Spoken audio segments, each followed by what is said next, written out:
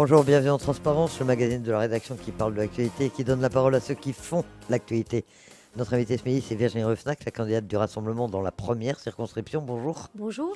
Merci d'accepter notre invitation alors que nous sommes déjà à 9 jours du premier tour des législatives. Alors comment se passe votre campagne? Parce que vous êtes parti très tôt, à la fin mars. Est-ce qu'il n'y a pas un peu d'essoufflement au bout de plus de 2 mois maintenant de campagne électorale sur le terrain? Oui, vous avez raison, c'est-à-dire qu'on a commencé très tôt avec Thierry Santave, d'abord par les tables rondes citoyennes, vous savez, et puis ensuite par la première campagne, et puis la campagne législative. Pourquoi? Parce qu'on considérait que respecter les Calédoniens, quand on candidate pour une telle fonction, c'est d'abord aller les rencontrer, aller essayer de leur proposer notre offre politique de manière la plus claire possible. Et c'est la raison pour laquelle nous avons pris du temps. Nous avons pris du temps, moi, vous savez, j'en suis là aujourd'hui à 89 réunions pour cette campagne. Ça fait beaucoup, avec les Calédoniens, dans leurs maisons, leurs appartements, dans les tribus, avec les entreprises, avec les associations. Nous ne sommes pas du tout essoufflés, parce qu'au contraire, je crois que nous avions besoin de retrouver le terrain. Vous savez, nous avons un mouvement qui est le Rassemblement, qui est un mouvement très implanté territorialement. Et nous avions vraiment besoin de retourner voir les Calédoniens pour échanger avec eux, partager. Nous sommes très militants, en fait, dans notre façon d'être. Et ce militantisme, il s'est retrouvé dans cette campagne, mais avec l'ensemble des Calédoniens qui ne sont pas militants, bien sûr. Comment est-ce qu'on fait campagne dans la première circonscription? Parce que on dit toujours la seconde circonscription, elle est très vaste, elle est très grande, c'est toute la grande terre, pratiquement sauf Nouméa. Mais la première circonscription, elle est un peu compliquée quand même. Nouméa, les îles Loyauté, l'île des Pins, est-ce qu'on tient le même langage aux électeurs, aux habitants de ces différents endroits? Alors moi, je suis dans la clarté, je ne suis pas dans l'ambiguïté. Donc moi, mon discours et C'est pas le même public quand mes même. déclarations ne sont pas à géométrie variable. Donc évidemment, je tiens en tout cas les mêmes intentions, la même vision, les mêmes propositions dans l'ensemble des territoires. Vous avez raison, en fait, c'est une circonscription qui est marquée, comme d'ailleurs la Nouvelle-Calédonie elle-même, par beaucoup de contrastes. Mais, il y a un commun à tout cela. Le commun à tout cela, c'est qu'on sent vraiment les Calédoniens aujourd'hui un petit peu découragés, fatigués, avec une envie qu'on donne des perspectives à leur avenir, qu'on leur parle des sujets de développement humain, formation, développement économique, pour qu'ils retrouvent des couleurs dans une vie quotidienne dans laquelle ils vivent beaucoup de difficultés. Ça veut dire que pour eux, on a souvent senti que maintenant, il fallait regarder devant et non plus derrière, avec les 3 référendums que nous avons derrière nous désormais, où le choix des Calédoniens a été suffisamment et de manière très claire exprimée, et qu'il s'agit maintenant de s'attaquer vraiment au développement de nos territoires, parce que vous savez, Ça veut dire Elisabeth, que votre campagne, vous la faites davantage sur les problèmes des Calédoniens au quotidien que sur l'avenir institutionnel. C'est quoi les thèmes essentiels que vous défendez? les deux sont complètement liés, c'est-à-dire que en fait, nos institutions aujourd'hui, eh bien, elles sont totalement à bout de souffle et en fait, elles ne répondent plus aux vraies attentes de nos concitoyens. Elles ne répondent plus aux attentes de sécurité, aux attentes d'emploi, aux attentes en matière de baisse de la vie chère en Nouvelle-Calédonie, de santé. Et donc, on voit bien qu'il y a une nécessité de réformer complètement notre système institutionnel pour faire de nos institutions des collectivités efficaces au vrai service des habitants de la Nouvelle-Calédonie et qui sont en capacité d'être plus en proximité avec les gens et donc de répondre, de régler les vrais problèmes. Et vous leur parlez également des problèmes du quotidien, de la vie chère. On en parle beaucoup ces derniers temps, des problèmes économiques, des problèmes d'emploi. C'est également l'un des axes de votre campagne? Bien sûr, puisque moi je considère aujourd'hui que la Nouvelle-Calédonie a absolument besoin de l'État pour s'en sortir. Il nous faut un vrai rebond économique dans notre pays parce qu'on n'aura pas de paix sociale, il n'y aura pas de nouvel accord pour la Nouvelle-Calédonie s'il n'y a pas de développement économique. Les hommes et les femmes ont besoin, en Nouvelle-Calédonie, d'avoir de la dignité et cela passe par un emploi, ça passe par une vie décente et donc ce développement économique est vraiment une très grande priorité. Moi je milite, vous savez, pour un plan national de réinvestissement de l'État en Nouvelle-Calédonie, à la fois sur effectivement des piliers très forts de relance de notre économie. Parmi eux, il y a l'électricité. Je milite pour que l'État investisse massivement pour faire baisser le prix de l'électricité en Calédonie. Si je peux m'en expliquer 30 secondes, pour 2 raisons. Premièrement, pour les entreprises, c'est un frein c'est une charge colossale, l'électricité, et ça revient dans le coût des produits que vous achetez au quotidien. Mais c'est un frein de compétitivité pour l'entreprise. Donc, un pays riche est un pays où l'électricité est accessible, pas chère et renouvelable. Eh bien, l'État peut nous accompagner à 2 niveaux. D'abord, il peut mettre en place tout de suite l'outil qu'on appelle l'outil de péréquation. C'est un mot un peu compliqué, mais je vais simplifier. Dans les autres territoires d'outre-mer, l'État compense quand le prix de l'électricité est plus élevé qu'au niveau national. Il intervient directement pour faire baisser ce prix. Ça n'est pas fait en Nouvelle-Calédonie. Moi, je milite depuis le début de cette campagne pour que ça soit le cas. Et puis enfin, pendant cette période transitoire où il fait ça pour notre territoire, eh bien, il met en place un outil de production électrique renouvelable, accessible, pas cher, qui fera que les particuliers auront une baisse à terme de l'électricité, mais aussi nos entreprises de l'électricité accessible. Comment un député d'opposition peut-il obtenir ça de l'État? Est-ce que cela, ce ne sera pas un handicap? Parce que on va faire court, mais a priori, vous siégerez, si vous êtes élu, avec les Républicains, votre famille politique.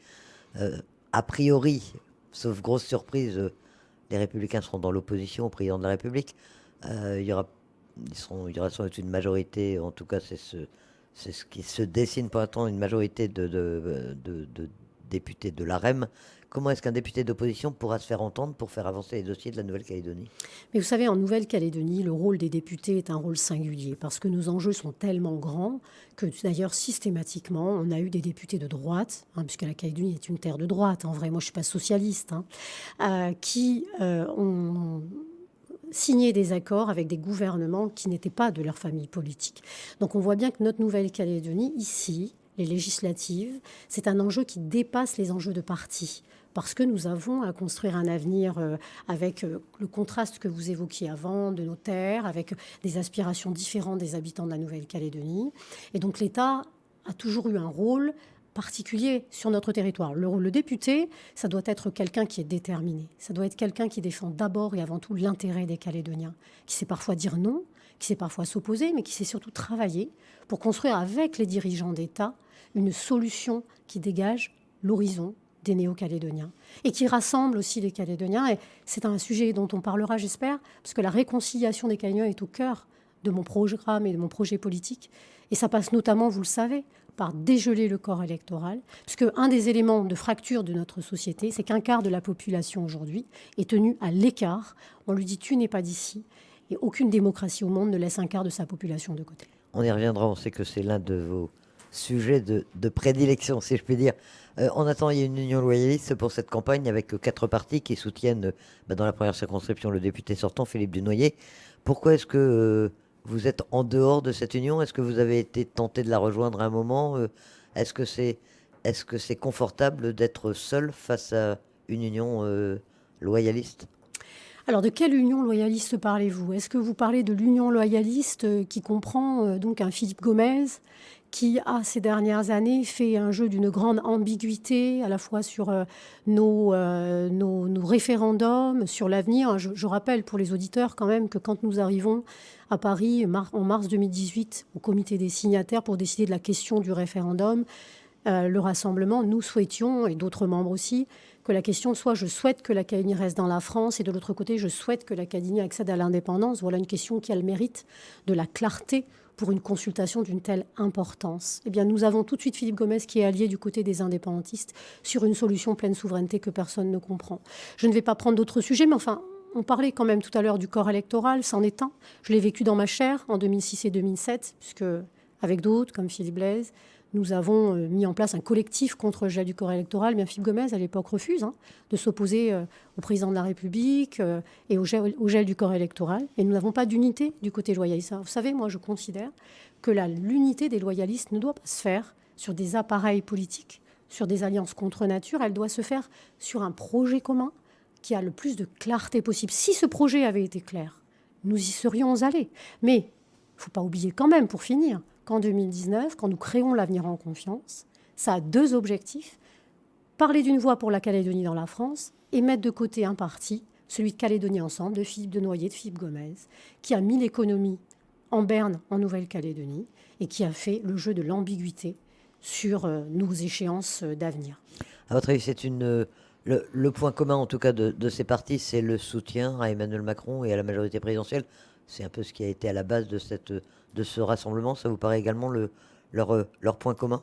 Nous, notre Et le fait qui fait que, enfin, la justification aussi de votre absence, peut-être? Nous, notre leitmotiv, c'est d'être fidèles à nos engagements. L'engagement de 2019 devant les électeurs que nous avons pris avec Thierry Santa, eh bien, aujourd'hui, nous sommes droits dans nos bottes et nous sommes fidèles à cet engagement.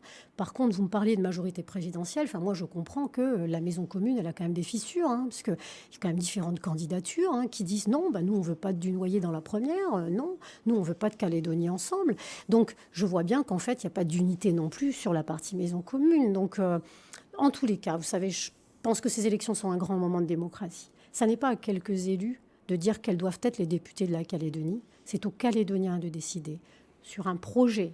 Moi, j'essaye d'être le plus clair possible avec eux, avec ce que je défends. Et puis, par ailleurs, sur une personnalité aussi qui est déterminée. Le député, son rôle n'est pas de porter la parole du président de la République en Nouvelle-Calédonie. Son rôle, c'est de porter la parole des Calédoniens à Paris et dans la plus grande transparence possible, avec beaucoup d'honnêteté. En tout cas, moi, c'est ce à quoi je m'engage. Vous parliez des fissures. En tout cas, il y a eu une candidature surprise, celle de Pascal Lafleur dans la première circonscription, toujours. Ça vous a étonné? Et est-ce que Pascal Lafleur ne va pas naturellement viser un peu le même électorat que le vôtre? Bah, je constate surtout au travers de cette candidature qu'à nouveau, la candidature de Calédonie Ensemble, hein, de Philippe Dunoyer, ne convient pas. Ce qui est logique. On ne peut pas faire tout et son contraire en politique. Vous savez, c'est à l'origine de la lassitude des Calédoniens qui se détachent progressivement des politiques. Quand vous prenez un engagement et que 3 ans plus tard, vous faites le contraire de ce que vous avez dit, ça pose problème. Donc moi, je ne suis pas spécialement étonnée. Il y a toujours des candidatures de dernière minute hein, qui ne sont pas forcément des personnes très impliquées dans le monde politique. Mais en tous les cas, je constate qu'il va très souvent sur les mêmes convictions, les mêmes orientations que je défends. Ah, vous le disiez, les Calédoniens sont un peu perdus, ça je crois que tout le monde peut vous en donner acte. Euh, Qu'est-ce qui vous différencie finalement les uns et les autres? Vous le dites, il y a eu 3 référendums, la Calédonie restera française. Qu'est-ce qui vous différencie dans ces législatives? En quoi est-ce que vous, Virginie Ruffnac, vous avez une spécificité, une valeur ajoutée par rapport aux autres candidats qui sont un peu sur le même terrain que vous, quoi? Moi, je pense la clarté, la constance, la fidélité aux engagements que nous prenons. Ne pas créer des appareils politiques toutes les semaines, être conforme aux engagements que nous avons pris. Je veux revenir hein, sur le sujet du corps électoral. Vous savez, moi, en 2006, c'est vraiment ce sujet qui déclenche mon engagement C'est comme ça que vous êtes politique. rentré dans la vie politique, en fait. Absolument. Avec Philippe Blaise, nous montons un collectif, nous organisons une manifestation et un débat public contre le gel du corps électoral. Depuis toujours, nous militons pour que le destin de la Calédonie soit français, mais avec une Calédonie unie, où chaque personnalité, chaque Calédonien, quelle que soit son origine, qu'il soit arrivé un peu plus tard ou avant, parce que moi je considère comme Calédoniens tous ceux qui développent et qui ont construit leur vie dans notre territoire, eh bien, puissent se sentir bien, épanouis, trouvent leur place où on ne renie personne. Et notre Calédonie est riche de ses identités. Et d'ailleurs, moi, je propose, vous savez, je le disais, on ne pourra pas poser de solution d'avenir si la société calédonienne n'est pas réconciliée. Et le plan national de l'État que je souhaite pour la Calédonie, je le souhaite aussi sur la culture et le sport, qui sont des éléments de cohésion sociale très importants pour une Calédonie où les habitants vivent une vraie fracture entre 2 catégories de la population, on va dire. Et aujourd'hui, il faut rassembler les Calédoniens pour les unir. Ils auront envie de construire ensemble leur avenir. Mais pour revenir au corps électoral et au dégel du corps électoral, là aussi, je crois que les Calédoniens, ils comprennent plus grand-chose. On leur a dit qu'à la fin de l'accord de Nouméa, ce serait dégelé, si on peut employer cette expression, parce que les instances internationales ont convenu que le gel du corps électoral en Nouvelle-Calédonie ne pouvait être que transitoire. Maintenant, il y a les indépendantistes sont arc-boutés sur le gel du corps électoral. Alors, dégelé, pas dégelé, quand, sous quelle forme? Ça se négocie ou ça s'impose, le dégel? Comment vous voyez les choses? Écoutez, Parce que là encore, à peu près tout le monde, enfin tous les candidats qui sont partenaires du maintien dans la France disent on veut dégeler le corps. Mais comment est-ce qu'on dégèle le corps électoral en oui, Calédonie? je fais quand même une petite parenthèse sur ceux qui le disent aujourd'hui, mais qui sont à l'origine, et je pense notamment à Calédonie Ensemble, du gel du corps électoral en 2006. Il ne faut pas l'oublier. Parce qu'encore une fois, en 2006, si nous avions envoyé un signal à Paris, et à l'époque, nous étions majoritaires dans les institutions, et nous, ce que nous avions demandé, à Philippe Gomez, qui était président de la province Sud, et dans les différentes institutions, que ces institutions disent à Paris et à Jacques Chirac, on ne veut pas du gel du corps électoral, on ne l'aurait pas. Or, aujourd'hui, dans nos institutions, au Congrès, s'il y a 26 élus indépendantistes contre 25 élus non indépendantistes, alors que la Calédonie est majoritairement pour le maintien de la Calédonie dans la France, c'est à cause de ce gel du corps électoral. Donc moi, je veux bien ceux qui, au dernier moment, jouent les pompiers pyromanes. Sur votre question... Mais vous, voilà, comment est-ce que vous sur votre préconisez question, de dégeler ce corps la électoral? chose est très claire. Le corps électoral figé était la seule chose de l'accord de Nouméa qui n'était que transitoire. Les autres institutions, tant qu'on ne les modifie pas, elles ne changent pas. Mais le corps électoral, lui, c'est terminé. L'accord de Nouméa est fini, il n'y a plus de gel du corps électoral, c'est terminé. Ça veut dire que nous sommes aujourd'hui comme sur la règle de la République française, car nous sommes en République française désormais. Les Calédoniens l'ont choisi. Eh bien, les Français qui s'installent en Nouvelle-Calédonie ont le droit de vote au bout de 6 mois. Vous savez que c'est la durée nécessaire pour pouvoir s'inscrire sur les listes électorales. C'est ça, la règle de base. Et donc aujourd'hui, les indépendantistes peuvent en faire leur fonds de commerce, mais cette règle, elle est là. Et puis je vais vous dire, sans tomber dans le caractère martial, comment voulez-vous que nous développions notre territoire alors que nous ne sommes que 270 000 habitants si encore une fois nous laissons presque un quart de la population de côté? Nous avons besoin de développer notre territoire pour nos enfants. Quand je vais à Lifou, vous me parliez de Lifou tout à l'heure, ou à Marais, que me disent les gens en réunion? Nous voulons que nos enfants puissent travailler ici. Or, ils ne peuvent pas parce qu'il n'y a pas assez d'activité. Et c'est pareil dans beaucoup de quartiers de la ville de Nouméa. Ça veut dire que ce développement humain et économique de la Calédonie doit être notre priorité à tous. Pour cela, il faut unir les Calédoniens. Un développement économique qui est quand même, on le sait bien, sous-tendu ou affaibli, en tout cas par l'incertitude institutionnelle, et on est toujours dans une incertitude institutionnelle. Déjà, est-ce que vous vous inscrivez dans le calendrier qui a été proposé par Sébastien Lecornu, il y a un an, hein, pratiquement, oui, c'était exactement il y a un an, d'une période de transition de 18 mois avec un référendum dit de projet en juin 2023. C'est le calendrier dans lequel vous vous inscrivez, vous aussi? Moi, je pense qu'il ne faut surtout pas différer ce calendrier. Nous sommes maintenant au pied du mur. La situation, c'est lanterne rouge sur nos déficits et nos dépenses publiques. La Calédonie est presque au bord de la faillite. Nous devons absolument rapidement mettre en place un nouveau statut qui nous permettra d'avoir des institutions renouvelées, une Calédonie nouvelle. Et donc, il nous faut nous atteler tout de suite à cela. Il faut associer la population à ce choix de manière à ce que ce soit le plus fédératif possible. C'est une nécessité. Et donc, effectivement, pour répondre à votre question, il faut très rapidement s'atteler aux vrais problèmes. Alors, vous savez que moi, je milite aussi dans mon programme pour qu'il y ait un renforcement des forces militaires en Nouvelle-Calédonie. On a parlé beaucoup de bases navales. Nous considérons que c'est source à la fois d'emploi, mais que ça donne aussi un vrai rayonnement à notre territoire. C'est important. Et puis ça fait souvent, quand on implante des forces militaires dans un territoire, une amélioration du climat général d'insécurité aussi, ça l'améliore. Vous savez qu'en Nouvelle-Calédonie, on parle de développement économique. Les entreprises, les chefs d'entreprise, le MEDEF ou d'autres organismes, NCECO, disent souvent qu'un frein au développement économique, c'est aussi les atteintes, l'insécurité, les atteintes aux outils de production en Nouvelle-Calédonie. Il y a eu des faits très graves d'outils de production, d'agriculteurs, la porcherie, d'autres outils de production qui sont vraiment en atteinte. Et l'ordre public, la lutte contre la délinquance, c'est aussi le travail du député. Il peut faire avancer les choses dans ce secteur? Mais complètement, parce que c'est une compétence régalienne. Ça veut dire que le député, c'est aussi un interlocuteur de l'État pour être force de proposition et construire des choses. Moi, je considère qu'aujourd'hui, en matière d'ordre public, il y a un point central, c'est la prison. Moi, je ne suis pas pour qu'il y ait une nouvelle prison en Nouvelle-Calédonie. Je connais bien ces sujets.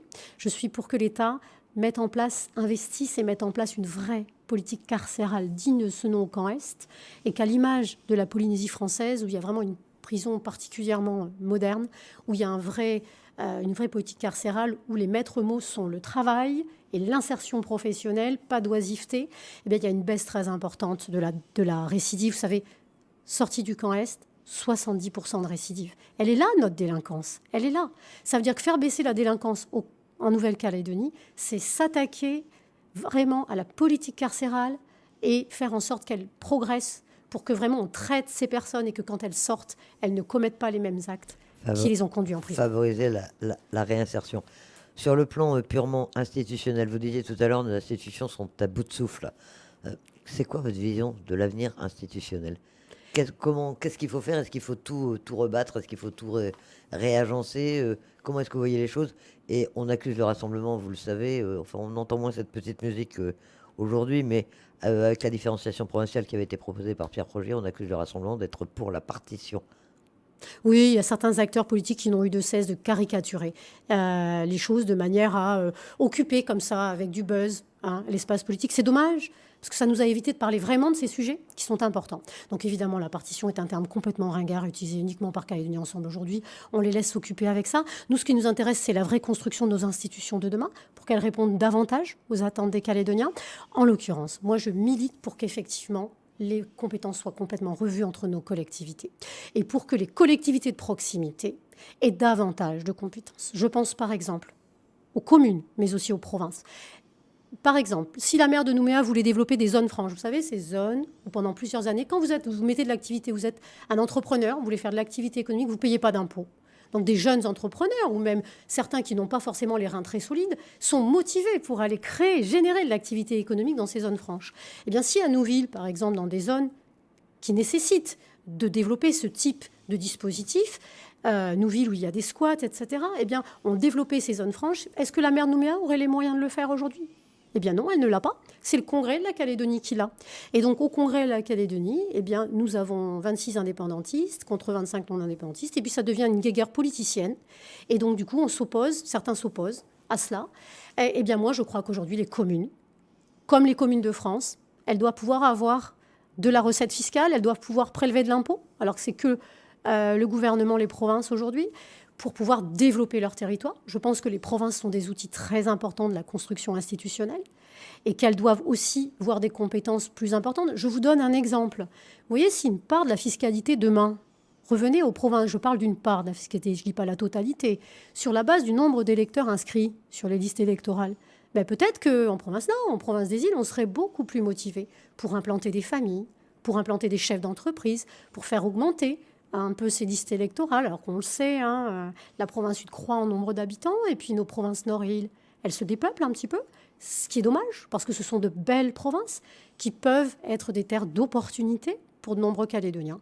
Ben moi, je crois qu'il faut aujourd'hui remettre cela à plat, et surtout, le maître mot, l'efficacité pour les Calédoniens. Est-ce que l'union des partisans du maintien dans la France sera possible sur ce projet de renouvellement des institutions? Est-ce que vous allez vous mettre d'accord entre vous avant d'aller en discuter avec l'État et les indépendantistes, ou est-ce qu'il y aura cette dispersion avec chacun son idée, chacun sa proposition, comme on a pu le voir ces dernières années, quoi? Ben, vous savez, moi, ce que j'aime bien, c'est que ça soit le choix des Calédoniens qui soit porté. Et là, justement, on en a l'occasion. Il y a une élection, elle s'appelle la législative. Et là, eh bien, il y a des projets qui sont portés, et puis il y a des personnalités qui les portent. Et les Calédoniens, ben, c'est eux qui décident. Et donc, ils vont choisir, ils vont plébisciter sans doute certains projets.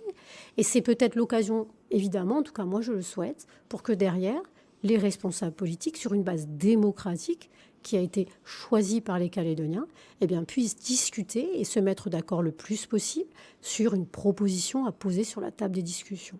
Discussions qui viendront juste après les législatives. Alors, discussion. Justement, il y a un troisième partenaire dont il faut bien parler, c'est les indépendantistes. Et vous le savez, ils refusent pour l'instant de participer à ces discussions. La candidate FLNKS dans la première circonscription, vous avez entendu son discours. Elle ne veut que des bilatérales avec l'État. Elle veut le transfert des compétences régaliennes. Comment est-ce qu'on fait pour discuter avec des indépendantistes qui ne veulent pas discuter avec vous?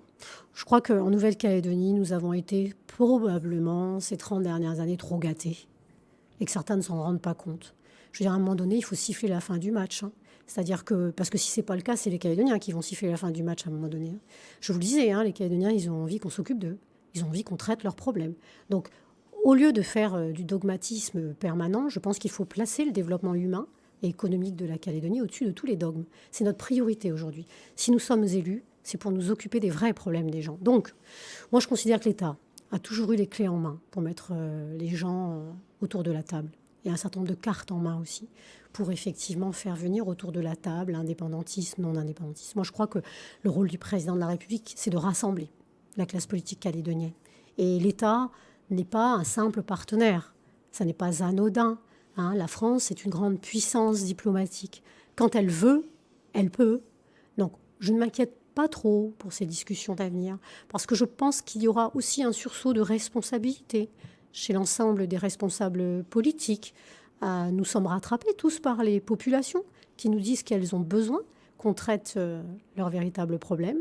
Donc j'ai confiance dans le fait que le président de la République il joue son rôle pour rassembler l'ensemble des forces politiques locales, de manière la moins partisane possible, et surtout sur la base du choix des Calédoniens, qui a été fait par 3 fois. Vous connaissez un peu Yael Braun-Pivet, la nouvelle ministre des Outre-mer, qui était auparavant présidente de la commission des lois. Vous avez eu l'occasion de la croiser. Vous pensez qu'elle va pouvoir se saisir du dossier calédonien et ouvrir assez vite ces discussions? Oui, vous savez, moi j'ai eu la chance alors de faire de la politique bénévolement pendant longtemps, parce que je n'étais élue qu'en 2019, mais d'avoir participé à tous les comités des signataires depuis 2008. Et donc ça fait presque 15 années d'affilée que j'ai créé notamment un réseau à Paris, au-delà de notre famille politique des Républicains. Je connais bien sûr Yael Braun-Pivet pour l'avoir rencontrée à plusieurs reprises à Paris, puisqu'elle était présidente à la fois de la commission des lois, mais aussi de la mission sur l'avenir institutionnel de la Nouvelle-Calédonie. Donc, je l'ai rencontrée à plusieurs reprises. C'est une femme de dialogue, qui est une femme ouverte à la discussion. Je pense que nous pourrons bien discuter. Nous avons un interlocuteur désormais. Ce qui m'importera, moi, c'est de faire respecter au plus haut niveau de l'État et auprès de Yael Braun-Pivet également, le choix des Calédoniens, une Calédonie française, le dégel du corps électoral, je vous l'ai dit, c'est mon combat depuis toujours, et il n'est pas question qu'aujourd'hui on revienne maintenant sur ce dégel du corps électoral qui est juridiquement et politiquement un fait. Et puis, bien sûr, travailler à ce que l'État nous accompagne. Si l'État investit en Calédonie, ça va permettre aussi de poser cet accord d'avenir, cet accord avec l'ensemble des parties prenantes, mais pas un investissement pour faire du subventionnement et pour que la Calédonie reste dans la situation difficile qu'on connaît aujourd'hui. C'est-à-dire qu'il faut aussi que nous nous prenions en main. Il y a du travail à faire sur la dépense publique, il y a un travail de meilleure gestion plus saine, et il y a un travail de transparence sur l'utilisation des deniers publics. Je crois que les Calédoniens sont de plus en plus attentifs à ça. Il y a une exemplarité à avoir en politique. C'est important. Il reste 9 jours, je le disais, avant le premier tour. Qu'est-ce qu'il vous reste à faire? Quels sont vos rendez-vous essentiels dans les jours qui viennent?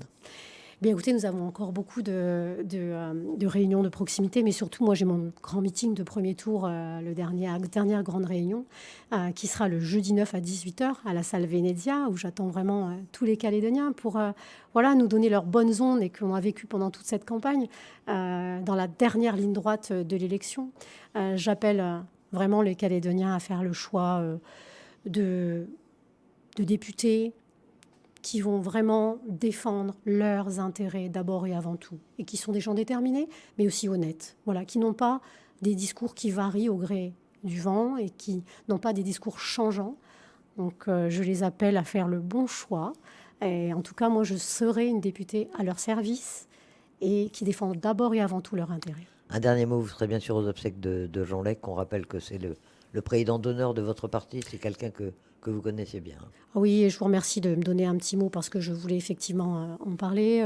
Jean Lec, c'est une personnalité politique qui a marqué ma vie. J'étais conseillère municipale de Jean Lec et puis, vous savez, il avait décidé de me désigner depuis 2008 comme sa représentante au comité des signataires. C'est donc quelqu'un qui m'a vraiment mis le pied à l'étrier. Jean Lec, c'était aussi un homme de la vallée du Tyr, qui est le quartier de ma grand-mère et de ma mère. Donc, il connaissait très bien ma grand-mère. Et puis, évidemment, c'était un pilier de notre mouvement Le Rassemblement. Il est extrêmement respecté. Ce qu'il traduisait, c'était cette espèce de courtoisie exceptionnelle qu'il incarnait, où il n'aimait jamais dire non parce qu'il ne voulait vexer personne. On ressentait ça, cette espèce de grande délicatesse dans les rapports humains. Et moi, je suis allée le voir presque jusqu'au bout. Et c'est vrai qu'à chacune des rencontres avec lui, même quand il était très fatigué, il avait cette générosité de partage où il aimait raconter l'histoire, où il aimait raconter ce qui s'était passé. Et c'était un petit peu dur aussi de le voir sur sa dernière partie de vie, peut-être être un petit peu moins en capacité de déclamer ses histoires et ses discours, sans aucune note, avec une mémoire exceptionnelle. C'est une grande tristesse. Nous allons honorer sa mémoire lors d'obsèques. Et évidemment, nous avons transmis le rassemblement et puis chacun d'entre nous, nos plus sincères condoléances à l'ensemble de sa famille. Virginie Ruffnac, candidate du Rassemblement dans la première circonscription. Merci d'accepter notre invitation. Merci. La fin de ce magazine Transparence, il sera rediffusé dimanche soir, juste après votre édition de 17h45. Et dans un instant, il sera disponible en audio et vidéo sur le site internet d'RRB. Passez une excellente après-midi. Votre prochain rendez-vous d'info, c'est à 13h.